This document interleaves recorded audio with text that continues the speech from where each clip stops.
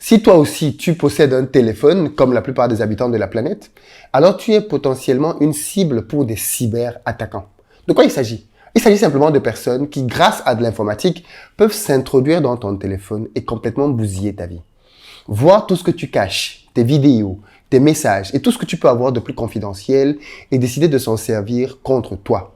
Mais est-ce que tu sais que la même chose est possible aujourd'hui au niveau des entreprises et que c'est un phénomène très grave dont on parle très peu? En réalité, toutes les 30 secondes, une entreprise est victime d'une cyberattaque dans le monde. Sur le continent africain, on parle de plus de 28 millions de cyberattaques en une seule année.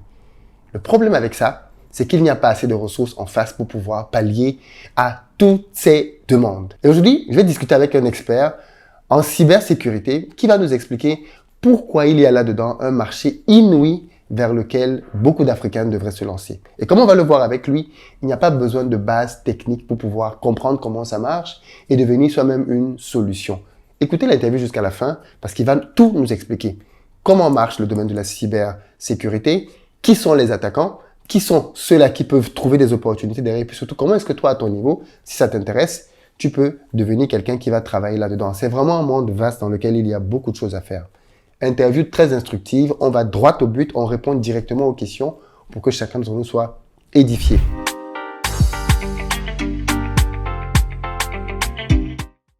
Salut à toi, bienvenue sur ma chaîne, moi c'est Philippe Simo. Ici je te parle de business, de mindset, de gestion des finances, parce que c'est grâce à tout ça qu'on va développer notre communauté. Donc si toi aussi, tu veux participer à cette belle aventure, tu t'abonnes et tu actives la cloche des notifications. Pour ceux d'entre vous qui êtes en Côte d'Ivoire, qui arrivez prochainement en Côte d'Ivoire, vous le savez déjà, nous avons sur place une société de location de voitures qui met à votre disposition pick-up SUV berline en fonction de vos besoins. Si vous cherchez plutôt un appartement de bon standing, là aussi nous avons ce qu'il vous faut, en plein cœur d'Abidjan, vous nous contactez au numéro qui s'affiche ou alors vous allez dans la barre de description pour directement réserver votre place. Et puis enfin, pour ceux d'entre vous qui recherchez plutôt un bien à acquérir, une maison pour vous-même ou alors comme un investissement, contactez-nous, nous avons là aussi des propositions à vous faire. Je ne vous en dis pas plus. Allons rejoindre notre invité du jour pour un moment très pertinent et nous allons parler de cybersécurité. Bonjour Claude Marcel. Bonjour Philippe. Merci beaucoup d'avoir accepté de venir nous parler de cybersécurité aujourd'hui. Avant d'aller un peu plus loin, est-ce que tu peux juste te présenter pour les gens qui ne te connaissent pas encore? Merci Philippe. Alors, je suis Claude Marcel Biyamang. Je suis le fondateur de LS2C Training, qui est une entreprise de formation en cybersécurité. À côté de ça, je suis aussi auteur de 10 e-books qui sont disponibles aujourd'hui sur Amazon dans le secteur du réseau, de la sécurité et de la cybersécurité. À côté de ça aussi, j'ai 10 ans d'expérience dans le secteur de la cybersécurité et j'exerce aujourd'hui en tant que freelance. J'ai travaillé pour plusieurs entreprises comme Orange, Bouygues Télécom, aujourd'hui à qui j'ai fourni des prestations de services. Capgemini et le groupe Aéroport de Paris. Ok, d'accord. Donc, c'est vraiment un secteur dans lequel tu es depuis pas mal d'années quand même. Exactement. Première question pour toi. Pourquoi la cybersécurité? Aujourd'hui, pourquoi la cybersécurité? Parce que ça représente aujourd'hui il y a plus de 7 millions de postes vacants aujourd'hui dans le monde en matière de cybersécurité. Et ça, c'est pour globalement dans le monde. Et en Afrique, on a plus de 1,8 million de postes vacants en matière de cybersécurité. 1,8 million de postes vacants en matière de cybersécurité aujourd'hui. Donc, ce qui est un marché énorme. Et là, vu que la demande est énorme et que je précise qu'il y a une attaque toutes les 30 secondes aujourd'hui dans le monde, ça veut dire qu'au moment où on est en train de parler là, il y a plusieurs entreprises qui se font attaquer dans le monde. Donc, les enjeux sont super importants et donc la demande est importante aujourd'hui en termes de main-d'œuvre. Alors, qu'est-ce qui occasionne autant de cyberattaques? C'est quoi une cyberattaque? Et c'est quoi la cybersécurité? La cybersécurité, très simplement, aujourd'hui, c'est un domaine de l'informatique dans lequel qui permet de sécuriser en fait les données de l'utilisateur final, très simplement. Aujourd'hui. Donc, quand on parle de l'utilisateur, les données de l'utilisateur final, ça peut être le numéro de compte bancaire, ça peut être les données de santé, on peut aller même plus loin jusqu'aux données de l'entreprise.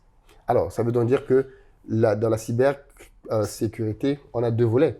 On a celui qui attaque, c'est ça, qui vient pour voler les données, et puis toi qui protège. Exactement. Donc aujourd'hui, on a... Bandit policier, quoi. C'est bandit policier. Aujourd'hui, effectivement, dans le domaine de la cybersécurité, il y a ce qu'on appelle les méchants pirates et ce qu'on appelle les gentils pirates.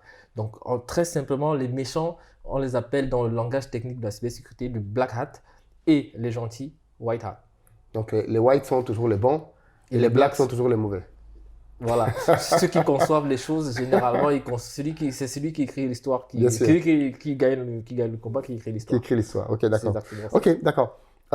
Mais il y a tant d'attaques que ça dans les entreprises? Aujourd'hui, Toutes les 30 secondes? toutes les 30 secondes, C'est quoi le type d'attaque qu'une entreprise peut subir? Les plus communes? les attaques les plus communes sont les attaques de type phishing, par exemple, les attaques de type ransomware. Ok. Alors, En français facile, c'est quoi le... en français facile, le phishing, c'est une attaque de type ingénierie sociale. Ingénierie sociale, ça veut dire qu'on exploite la faille humaine. On sait que les êtres humains, nous sommes faillibles. Ça veut dire que pour le phishing, pour le cas du phishing particulièrement, je peux utiliser notamment l'adresse email. Je fais un email pour prendre le cas. On peut prendre l'exemple sur Investir au pays. Aujourd'hui, tu es le fondateur d'Investir au pays, très clairement. Et j'imagine que pour débloquer l'argent, tu as probablement dans tes équipes un directeur financier. Donc, pour débloquer l'argent, c'est peut-être lui, c'est par lui qu'on passe pour justement débloquer les fonds. Moi, en tant que méchant pirate, qu'est-ce que je fais? Je mène mes recherches, et c'est très facile aujourd'hui de mener. D'ailleurs, j'ai même fait ça aujourd'hui. J'ai vu tous vos adresses email, tous vos numéros de téléphone aujourd'hui, grâce à des outils qui sont très spécifiques qui permettent d'avoir ces informations. Je récupère l'email de ton directeur financier, je lui fais un mail. Et Donc là, aujourd'hui, tu as tous nos mails, alors qu'on ne te les a pas donnés. non, je les ai. Clairement, j'ai utilisé des systèmes qui me permettent d'avoir ces informations. Et c'est ce qu'on apprend aussi dans nos formations. Bon, on en reviendra tout à l'heure. Pour revenir à l'attaque de phishing, quand j'ai cet email, j'ai créé une adresse email fantôme dans laquelle je sais qu'aujourd'hui, quand tu peux faire un email à quelqu'un, tu peux mettre le nom. Oui. Donc, le nom qui cache l'email. Donc, il ne va pas voir il va voir juste Philippe Simo. Et je m'adresse au directeur financier, je lui dis, écoute, tu sais, aujourd'hui, tu sais, mon activité en Côte d'Ivoire, là, de location de véhicules, on a eu un souci, là, j'ai besoin de débloquer de l'argent pour acheter une flotte de 25 véhicules. Ton directeur financier, il va trouver que c'est crédible, puisque aujourd'hui, tu as une flotte et effectivement, en Côte d'Ivoire, tu fais une activité de location de véhicules. Je rends mon discours crédible et je lui dis, écoute, envoie-moi le virement à cette adresse, à ce RIB. Tu vois, je mets le RIB et il me fait le virement.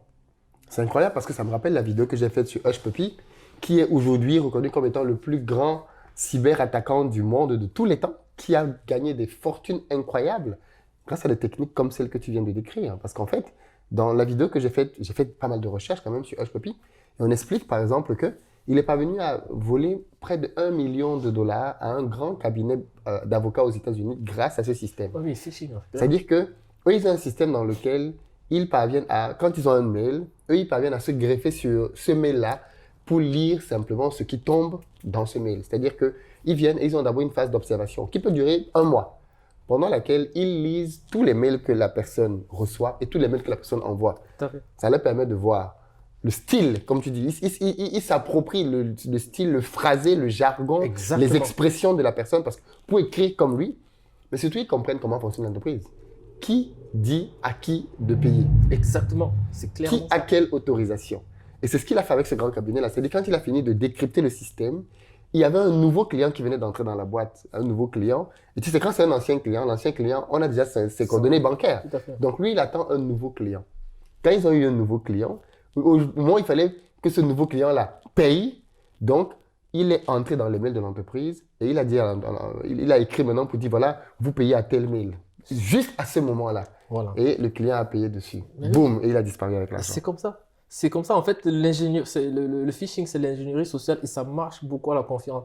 Et c'est pour ça que parfois, j'ai souvent tendance à comparer l'activité de phishing au copywriting. Pour ceux qui sont Du marketing. du marketing. Le copywriting, c'est l'art d'écrire pour convaincre. C'est-à-dire que tu vends avec les mots. Oui. Donc, en fait, il faut que tu pousses la personne qui lit, à chaque phrase qu'il lit, à faire l'action que tu veux. Oui. En fait, je dis souvent que les cyberattaquants sont très bons en copywriting. Parce que plus tu lis la phrase, plus tu avances, plus tu es convaincu, en fait, et il te met un lien sur lequel tu vas cliquer. Clairement. Tu vois, et la finalité, c'est ça. Comme dans le copywriting, Oui. quand tu fais ton tunnel de vente, aujourd'hui, je sais que vous avez une expertise dans ça. Quand tu écris ton texte de vente, à la fin, il faut que la personne fasse l'action que tu veux. Et l'action, c'est le clic. Une fois que tu as cliqué, tu es mort dans le game. Incroyable. C'est ça. Incroyable. Et grâce à des trucs comme ça, HPP a gagné des centaines de millions de dollars. Oui. Et ce que HPP fait là, je peux te dire que bon, lui, il s'est formé. Il Oui, il s'est formé beaucoup. Il Oui. s'est beaucoup formé. Et je peux te dire que ce qu'il a fait là, je pense que ça, c'est même la base. Il y a des choses. Oui, apparemment, il a appris des trucs beaucoup plus compliqués Beaucoup après. plus Parce que compliqués, au début, il volait des particuliers. Effectivement. Et puis, il s'est rendu compte que c'est pas pas rentable. Donc, Voilà, tu gagnes 1000 euros, 2000 euros. Et Avant là, de taper il est du... passé à l'étape, maintenant, et là, tu passes à la deuxième étape. Le ransomware, c'est encore plus fort. Et le ransomware, c'est quoi maintenant? Le ransomware, en fait, c'est toujours la même technique d'ingénierie sociale. Et tu peux passer soit en interne, tu passes par quelqu'un, ou tu passes par une porte dérobée. Effectivement, tu étudies le système, tu utilises des techniques, par exemple, de scan de port, et tu entres dans le système. Et quand tu entres, tu t'installes, tu observes. Tu observes ce qui se passe. Et quand tu observes ce qui se passe, tu peux toujours exploiter aussi le mail. Et dans le mail, tu insères, par exemple, une pièce jointe dans laquelle quelqu'un va cliquer. Et la pièce jointe, en fait, elle a un logiciel malveillant. Et quand tu cliques dessus, automatiquement, qu'est-ce qui va se passer? Tout ton système est crypté. Et donc, là, il te demande une rançon pour pouvoir déchiffrer, en fait, le truc. Oui, tu imagines. Et là, d'où le nom ransomware. C'est-à-dire que il entre dans ton système, il verrouille ton système. Et il te demande une rançon pour déverrouiller. Pour déverrouiller, en fait. C'est comme si quelqu'un entre chez toi, il bloque les portes et tu es dehors. Ah, mais et tu dois payer maintenant pour entrer chez toi. On a le cas aujourd'hui en France, ça s'appelle quoi là?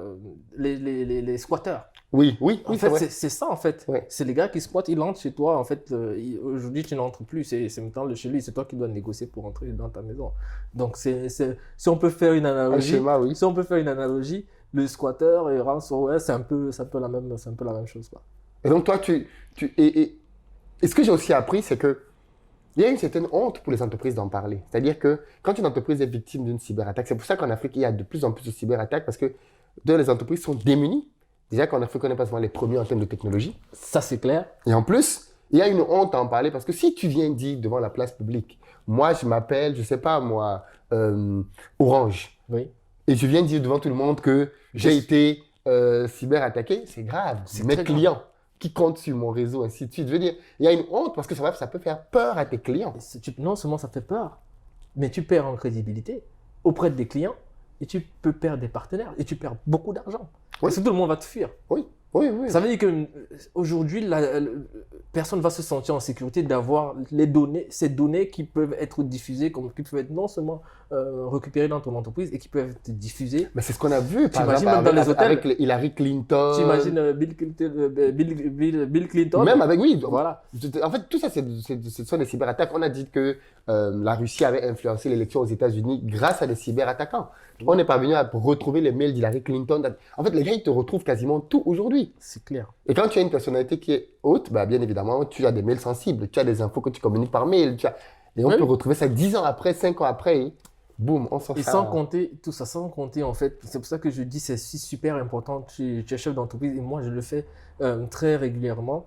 Je dis à mes collaborateurs que tout ce qui a trait, en fait, toutes les conversations, tout ce qui est vraiment stratégique par rapport à l'entreprise, n'en parlez pas dehors. C'est super important. Parfois, on se retrouve dans un bar, on est en train de boire et on se retrouve en train de parler des un truc du boulot comme ça, banalement, oui. De façon, c'est vraiment, c'est maladroit, tu vois. On peut avoir un geste maladroit et parler des choses de l'entreprise comme ça. Et voilà, quelqu'un entend ça et il se dit, ah mais il y a quelque chose là-bas. Il y a quelque chose là-bas. C'est comme parfois même dans la vraie vie de tous les jours, parfois, tu te dis souvent, et tu l'as même souvent dit dans tes vidéos, c'est quelqu'un qui connaît, qui est venu entrer. Parce qu'il savait exactement où la caméra était placée, qu'il y avait un angle mort et il est entré, tu vois. Donc, c'est aussi réel dans le monde de l'entreprise. Parfois, quelqu'un a une information parce que tu as dit et il entre facilement. Tu te demandes, mais comment est-ce que la personne a su que c'est ici exactement, dans ce tiroir-ci qu'il y a l'argent, tu vois un peu. C'est pareil aussi dans le monde numérique. Quelqu'un va avoir une information, il va se dire, tiens, ok, je vais exploiter mes techniques, je vais utiliser les techniques, on va dire, informatiques pour pouvoir rentrer dans le système et aller chercher cette information-là à l'endroit précis. Il y a 2 ans, j'avais discuté avec un ingénieur qui est en Allemagne, qui m'expliquait, un peu comme toi, qu'il a des clients en Afrique, qu'il est dans le domaine de la cybersécurité. Et je lui disais, mais quel type de client? Est-ce que les gens sont conscients de ça?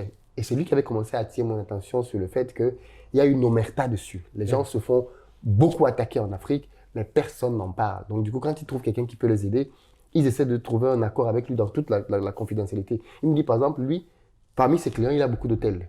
Je dis, comment ça? Il me dit, mais les hôtels, par exemple, se font beaucoup hacker. Les hôtels ont des caméras de surveillance qui enregistrent les bandes. Les hôtels ont les cartes bleues des gens. Les hôtels ont les noms des gens qui sont entrés avec les gens avec lesquels ils sont entrés. Et il dit donc que les hôtels sont une excellente porte d'entrée pour pouvoir avoir une base de données, avoir des preuves vidéo et faire du chantage aux gens. Il y a beaucoup de personnes, il y a beaucoup de divorces principalement à cause des cyberattaquants. Tu peux avoir le divorce, tu peux même avoir la perte de ton boulot ou d'une élection. Effectivement, on peut te faire chanter...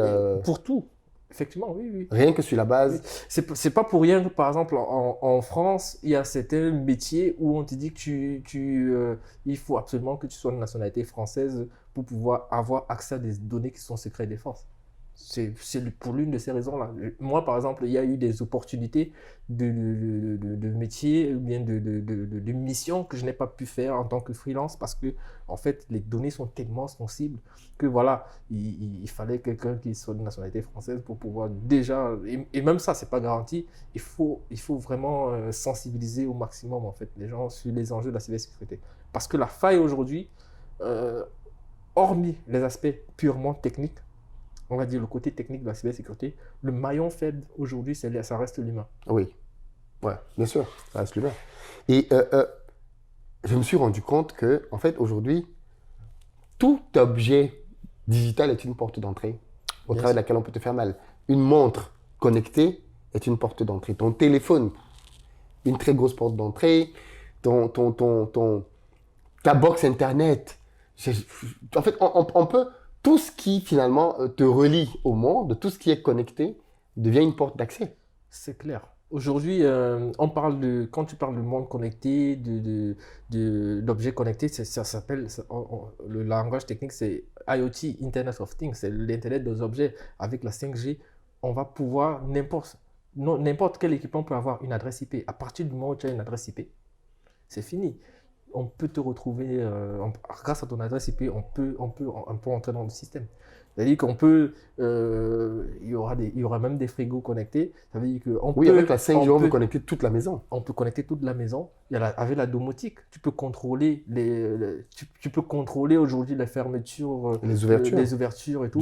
Tu imagines quelqu'un qui pirate, il t'interdit d'entrer chez toi. Oui. Parce qu'il a contrôlé en fait toute la domotique de chez toi. Et à titre personnel, les gens ont beaucoup d'informations confidentielles dans leur téléphone. Et qui ne sont pas traitées. Déjà, on a vu beaucoup de couples se séparer juste parce que le partenaire est tombé sur le téléphone et il a lu des choses. Mais tu imagines, quelqu'un qui a accès au téléphone des gens, les messages, les conversations, les vidéos, enfin, je veux dire, tout ça est disponible. Tout ça est disponible. C'est ça en fait aujourd'hui et c'est pour ça que je veux... Je pense qu'il y a des gens qui vont commencer à supprimer des choses dans leur téléphone.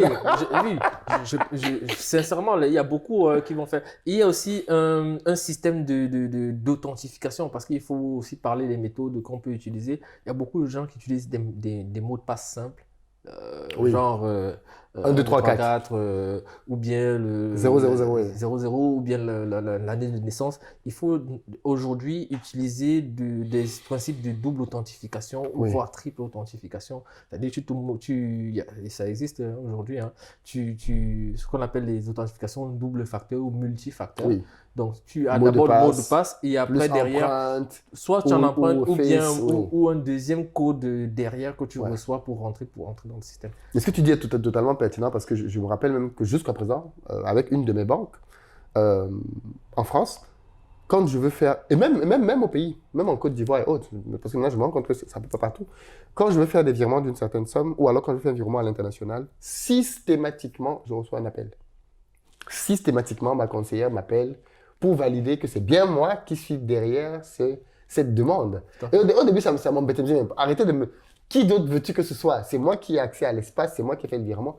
Mais en fait, non, c'est juste une mesure de prudence Tout à fait. pour toujours s'assurer que la personne avec qui on parle, c'est bien la personne qui a initié la demande. Tout à fait. Pour aller justement dans le même sens, et je vais reprendre l'exemple que j'avais pris tout à l'heure concernant Investir au pays, où je disais que tu es le fondateur d'Investir au pays, tu as peut-être un directeur financier, en mettant en place ce principe-là, où, imaginons, pour débloquer l'argent dans ton entreprise, que tu dises, il faut 2 signatures, il faut 3 signatures pour débloquer les fonds. Ça va t'embêter peut-être. Il faut la signature de ton DAF, il faut ta signature pour débloquer n'importe quel montant dans l'entreprise. Ça va être chiant, c'est clair, mais ça va te sauver. Parce que imagine le scénario que j'ai pris tout à l'heure, où je dis, moi j'ai réussi à avoir l'adresse email de ton DAF, je me fais passer pour toi, je lui parle, j'utilise le bon narratif, je parle comme toi, les bonnes phrases, il va reconnaître ton style. Tu as une façon d'écrire les mails que n'importe qui dans ton équipe aujourd'hui est capable de savoir que ça c'est le style. Tu vois, j'utilise le même style, je lui demande de débloquer l'argent et je lui dis, envoie ça sur RIB. Bizarrement, il ne va pas se poser la question que, mais d'habitude, tu ne m'envoies pas le RIB. On est d'accord que normalement, ton DAF... Si les éléments de confiance si les éléments sont de confiance, quand tu lui demandes normalement l'argent, il sait déjà quel est le RIB. Mais moi, je lui envoie le RIB. Tu vois un peu? Il va cliquer parce qu'il va m'envoyer à ce RIB-là. Mais si tu dis, OK, chacun met la signature, il va mettre sa signature, il va t'appeler, il va te dire, écoute, tu m'as fait une demande tout à l'heure et tu sais toi-même la procédure pour débloquer les fonds, c'est qu'il faut 2 signatures. Tu vas lui dire, mais de quoi tu parles? Je t'ai jamais demandé un truc. Et là, vous allez vous rendre compte qu'il y a un truc et qu'il y a une attaque. Et donc là, voilà quoi. Donc un peu comme ta banque a fait. Mais on a eu une attaque ici d'ailleurs à l'époque, je ne me rappelle plus, je crois que c'était sur un loyer. Non, c'était fait hacker ici. On a payé le loyer parce qu'en fait, mais c'est incroyable. On a payé le loyer. Je ne me rappelle plus très bien ce qui s'était passé. Mais je sais qu'en tout cas, on a payé. Et c'était une vraie facture qu'on devait payer en plus, tu vois. On a payé. Et puis, quelques temps après, je ne sais pas ce qui s'est passé. Et en rediscutant, je me suis rendu compte que, mais pourquoi on reparle de ça alors qu'on avait déjà payé? Et en allant revoir, je me suis rendu compte que peut-être un mois avant, on avait payé, mais en fait, tous les codes étaient bons. Tu vois? Tous les codes étaient bons pour se faire avoir. Et donc, du coup, on a dû remonter jusqu'à la banque, qui elle a fait ses investigations, parce qu'après, tu as des assurances quand même en France qui ont fait qu'on soit remboursé. Mais en tout cas, on est déjà tombé dedans, tu vois? Donc, et c'est ce que j'ai envie même d'aller... Et attention, on m'a appelé pour valider, j'ai validé. Tu valides. Parce que pour moi, c'était une vraie dépense à faire. Oui, c'est ce que je dis, la faille reste une faille humaine. Et c'est comme ça que ça se passe, Philippe. Ouais. C'est incroyable. Et toi, dans ton programme donc, de formation, tu le dédies pour quel type de public et qu'est-ce que tu apprends là-dedans aux gens?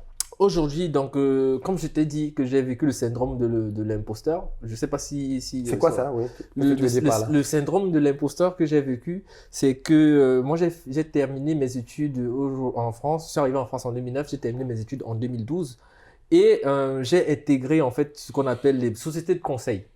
Sociétés de conseil, en fait, te présentent, on va dire, elles te vendent, hein, il faut utiliser le terme, auprès de leurs clients. Et elles disent que tu as elles m'ont présenté comme un expert. Toujours. Donc oui, voilà l'expert. Tu as 0 année d'expérience, voilà, tu es un expert. Je suis un expert et ils ont facturé aux alentours de 800 € ma prestation par jour. Et ils me donnent à peine 100, tu vois. Et moi, je suis un expert, tu vois. et moi, j'arrive chez les clients. Il m'a dit, écoute, nous, on compte énormément sur toi parce que franchement, on a telle problématique. Je me rends compte qu'en fait, les attentes sont tellement énormes. En fait, je démarre pas. Je peux pas, tu vois. Mais je peux pas dire que je peux pas. Parce que moi, ma maman, tu vois, un peu au pays, l'année où je quitte le Cameroun en 2009, ma maman prend sa retraite et elle a un montant qu'on lui donne quand elle prend sa retraite. Donc, elle a tout misé sur moi. Je peux pas arriver là-bas. Tu vois, dire que non, je suis pas un expert. Donc, j'accepte que je suis un expert. Donc, j'emprunte 1500 € pour me former en autodidacte. Tu prends un prêt? Oui, pour me former en autodidacte. Et c'est comme ça que je sors du syndrome de l'imposteur. Je quitte le monde des sociétés de conseil pour aller chez un client final. Et là-bas, j'ai en charge des étudiants en alternance, d'autres qui sont en stage. Je découvre que j'ai la capacité à transmettre. Et c'est comme ça que le syndrome de l'imposteur que j'avais vécu, je me dis, tiens, il faut que je puisse venir en aide aussi aux étudiants qui vont se retrouver certainement dans la même situation que moi, à qui on va dire que voilà, je pense qu'il y a plus de 90% des étudiants qui vont se retrouver dans ces situations-là. Il faut que je leur vienne en aide. Ça, la première cible, c'est les étudiants en fin d'études. Ouais. La deuxième cible, c'est les personnes qui sont en reconversion professionnelle, c'est-à-dire les personnes qui ne connaissent rien du tout, qui À la la cybersécurité, mais que ça intéresse. mais que ça intéresse, tu vois un peu. Après, il y a aussi cette notion de la cybersécurité, c'est un truc trop difficile. Et effectivement, C'est pour des génies. exactement. Et donc, du coup, je me suis dit, alors, il faut que que j'apporte de la confiance à ces personnes-là qui sont en reconversion professionnelle et qui sont passionnés de la cybersécurité. Je veux démystifier, en fait, la cybersécurité pour leur faire comprendre que ce n'est pas une affaire de génie. Et donc, pour réussir ça, il fallait avoir une approche de la cybersécurité qui permet justement à qui que ce soit qui est intéressé par la cybersécurité, que ce soit novice ou pas, que tu puisses justement entrer dans un système où tu vas te sentir en l'aise en matière de cybersécurité.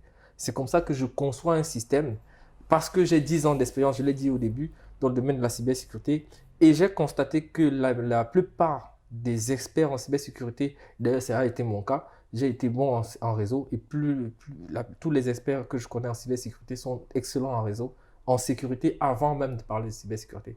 Et donc, que ce soit les étudiants ou les personnes en reconversion professionnelle, avoir une approche étape par étape, c'est la meilleure façon pour moi d'apprendre la cybersécurité, sachant que aujourd'hui, on a pas mal de concurrents dans le secteur de la cybersécurité. Aujourd'hui, dans la formation, tout le monde fait des formations préenregistrées, mais il faut se démarquer. Et donc, pour nous démarquer, il fallait créer ce système en 3 étapes. Ça, c'est le premier volet. Et rajouter en deuxième option le côté pratique et en troisième, en bonus, un suivi derrière. Donc, en fait, les gens que tu prends en formation, tu les suis derrière pour... C'est quoi les résultats de tes étudiants aujourd'hui? Aujourd'hui, les résultats de mes étudiants, clairement, c'est... par exemple, récemment, on a eu, il y a 2 semaines, un de nos clients qui a obtenu un boulot dans un grand groupe du LVMH ici dans le 92, notamment chez Louis Vuitton, qui est aujourd'hui ingénieur en cybersécurité. Aujourd'hui, il faut que je le dise, on a un système aujourd'hui, comme je l'ai dit tout à l'heure, un système en 3 étapes. La plupart de nos apprenants sont encore dans le parcours. Je pourrais évaluer d'ici la fin de l'année, quand tout le monde aura fini le parcours complet, pour pouvoir donner des chiffres encore plus précis.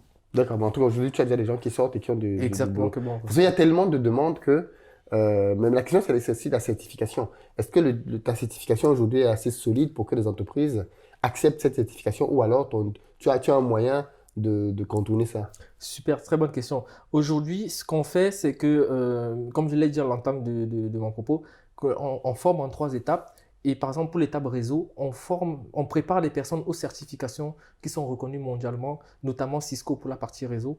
Et pour la partie sécurité, on travaille avec Fortinet, qui est d'ailleurs un de nos partenaires qui nous a fourni des licences pour l'environnement pratique.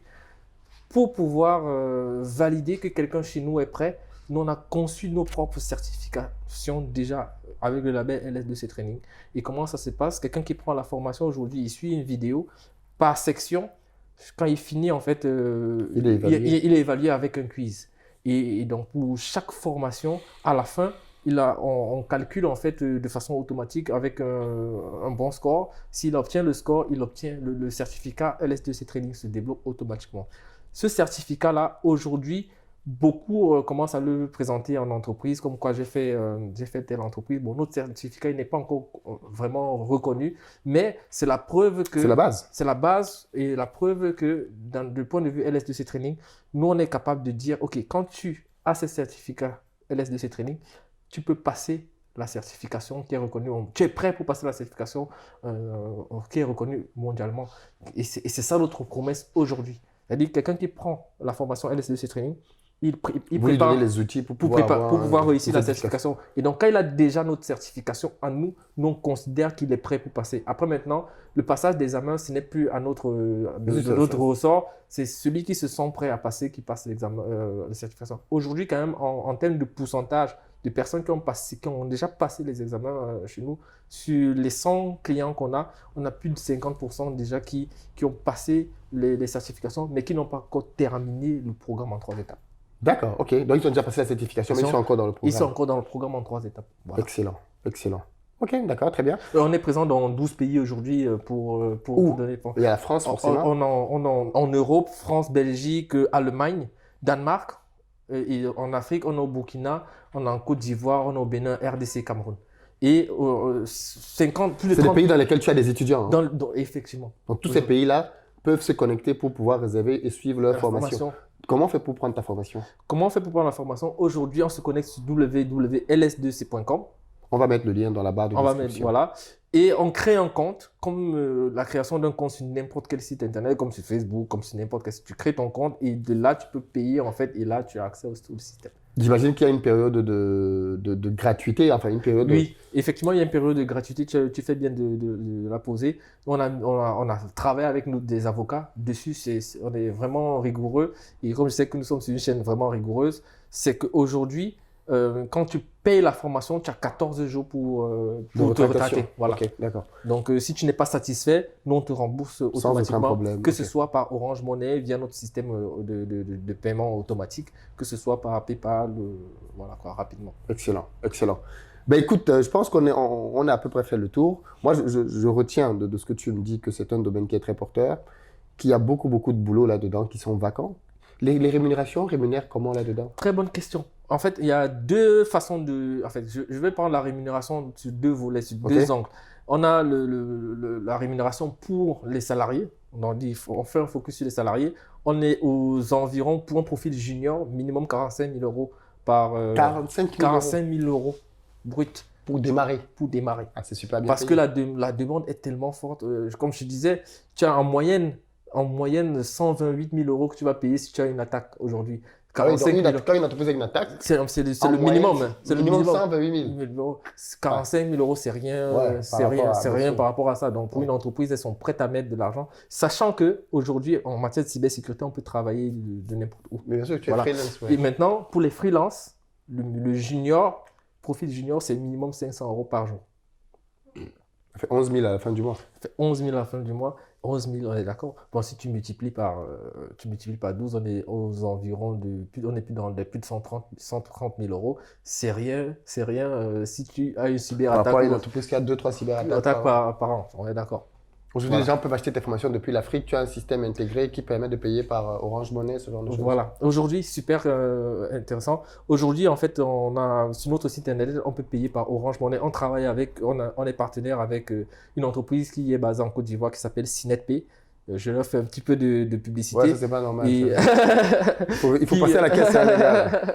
Et du coup, on a intégré Oui, leur il y a des API. solutions Voilà, intégrées on comme a ça. intégré. Donc, on couvre toute l'Afrique de l'Ouest et toute l'Afrique centrale. Excellent, excellent. Donc aujourd'hui, on n'a pas de restrictions en termes de paiement. Donc que ce soit la diaspora, que ce soit l'Afrique, aujourd'hui, on couvre tout. Dans tous les cas, je pense que les gens qui suivent cette émission ont bien compris que la cybersécurité, c'est un domaine en plein essor avec beaucoup d'opportunités qui doivent être... Parce que le problème à ce genre de domaine, c'est que plus le temps passe, plus le fossé se crée. C'est-à-dire que Certainement. au fur et à mesure, parce qu'on ne forme pas assez d'ingénieurs, les gens les besoins sont de plus en plus grands. Moi, j'avais lu qu'il y avait à peine 10 000 personnes formées sur toute l'Afrique en cybersécurité. Tu vois? Et le problème, c'est que l'Afrique se bat avec le reste du monde. Quand il y a des bons profils, ben, les Européens, les Américains, les Asiatiques veulent les avoir. Tout à fait. Et donc, les Africains, même les Africains qui sont formés en cybersécurité, combien vont accepter d'aller travailler pour une boîte au pays, alors qu'ici, là, ils ont des opportunités chez LVMH, chez Orange. Bah Donc, oui, c'est une bataille, quoi.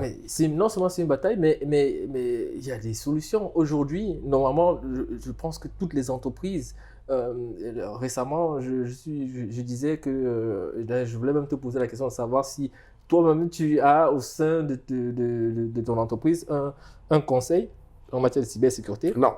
pour faire l'interface entre ton hébergeur et toi, si tu as une faille. Non, si tu as un j'en ai pas. Donc, moi, je te recommanderais d'envoyer quelqu'un se former pour qu'il ait au moins le langage pour pouvoir parler avec ton hébergeur. Moi, j'ai eu le cas, j'ai eu une attaque récemment sur LS2C Trading. Ils m'ont fait une attaque, ce qu'on appelle une attaque de type déni de service, une attaque DDoS, pour utiliser le jargon technique. Mais simplement, c'est quoi? Très simplement, c'est on occupe ton serveur avec des tâches. Et du coup, les tâches les tâches de base, les tâches de base, ton serveur ne peut plus traiter ça parce qu'il est concentré. C'est un peu en gros, je suis en train de causer avec toi et toi tu as un objectif par exemple d'échanger avec quelqu'un, moi je fais du bruit pour que en fait tu ne puisses plus justement faire ta conversation normalement. Bon, En du fait. coup, mon attention Du, est... du ouais. coup, ton attention est concentrée sur moi. En fait, c'est un peu ça l'attaque de type de service. Et parce que moi, je comprenais ça, j'ai échangé directement avec avec l'hébergeur. Je lui ai dit que je suis sûr que c'est ça. Voilà. Est-ce que tu peux me confirmer? Je n'avais même pas de. Moi, je ne débattais pas, quoi. Je lui disais que c'est ça que j'ai vécu. Et en partant regarder, il a trouvé l'adresse IP et tout. Il a dit effectivement, c'était ça. Donc, avoir un spécialiste permet au moins de communiquer. Et aussi, on peut aller plus loin. On peut, normalement, toutes les entreprises, quand tu as tu es une entreprise et tu as un partenaire, donc en l'occurrence l'hébergeur, c'est un partenaire. Il doit pouvoir te garantir que les données qu'il est en train de traiter, il les sécurise. Tout à Et fait. donc, du coup, avoir une interface qui va, dans ton équipe, qui va vraiment s'assurer que vraiment il sécurise ces données, c'est tout bénéfique. C'est tout bénéfique. Tu peux faire payer 128 000 euros de rançon ou bien en fonction du nombre d'attaques que ton entreprise dont ton entreprise va être victime. Ou tu préfères avoir dans ton équipe un spécialiste à qui tu vas payer Ah non, c'est clair, il n'y a même pas photo. au moins 50 euros, 500 euros par mois ou bien un profil junior que tu vas payer à 45 500 euros jour pour 500 euros jour, pardon. pour le freelance. Non, non, c'est sûr que les grosses boîtes vont préférer On est clairement d'accord. ça. Après, même les petites boîtes peuvent se permettre d'avoir quelqu'un, mais par intermittence. Tout C'est-à-dire à fait. un consultant qui vient peut-être tous les 3 mois. À ce Effectivement. moment-là, tu payes sa journée, mais tu sais qu'il va revenir tous les 3 mois, 6 mois. Au moins, tu sais qu'il y a quelqu'un qui regarde et qui te met un système, quoi. D'ailleurs, ça veut dire que si vous avez une boîte et que vous êtes intéressé par une entreprise, les gens peuvent te contacter aussi dans ce cadre-là pour que tu viennes diagnostiquer leur entreprise pour Tout leur à fait, avec proposer. mon entreprise de freelance, oui. À ce moment-là, tu viens dans une entreprise de conseil pour les aider Exactement. à pouvoir le faire. Donc, les infos concernant son entreprise vont être dans la barre de description, le lien pour pouvoir le retrouver. Et tu es sur les réseaux sociaux. Exactement, je suis sur LinkedIn, Facebook, Instagram et YouTube. YouTube, parce que tu fais des vidéos aussi. Des vidéos justement où on partage effectivement tout ce qui est astuces de cybersécurité pour aider les entreprises et les particuliers. Excellent, excellent. Voilà, si je voudrais rajouter un point qui est super important, c'est qu'aujourd'hui en matière de cybersécurité, ça c'est vraiment un point important, en matière de cybersécurité, aujourd'hui, tout le monde peut travailler en cybersécurité de n'importe où dans le monde. Ça veut dire qu'il n'y a pas de restriction. Que tu sois en Afrique, il faut juste avoir une connexion Internet, de bonne qualité bien sûr, et tu peux gagner des opportunités, trouver des opportunités de mission en matière de cybersécurité.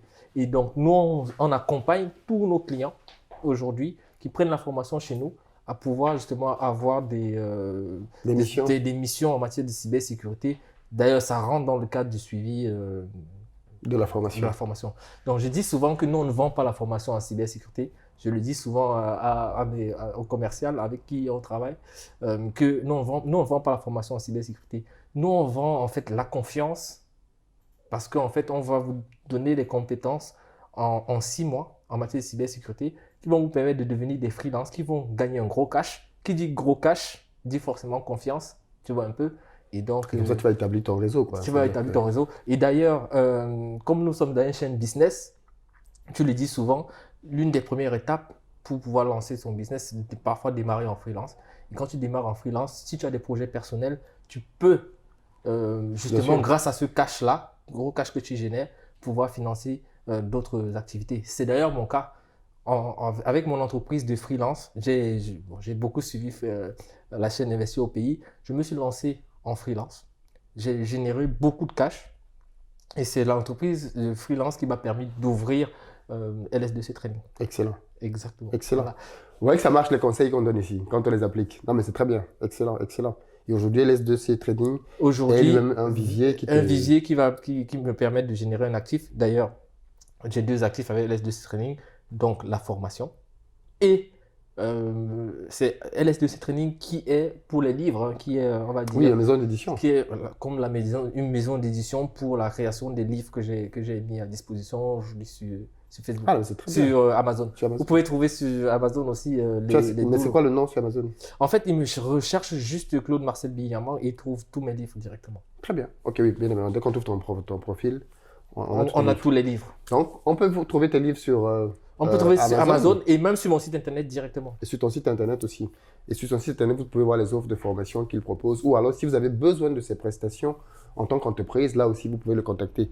Mais c'est très bien que tu te sois attaqué à ça. Et surtout que tu fasses comprendre aux gens qu'il ne faut pas être un génie, en fait, pour faire de la cybersécurité.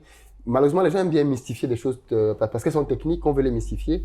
Mais ce qu'on comprend avec toi, c'est qu'en fait, non, pas besoin. Pas besoin, c'est comme n'importe... C'est la détermination, c'est comme même pour se lancer dans l'entrepreneuriat, à un moment donné, il faut faire la bascule, il faut faire le shift. Ouais. Et en fait, ce qui va faire que tu fasses le shift là, c'est à un moment donné, c'est toi qui vas te poser les questions, qu'est-ce que je veux en fait?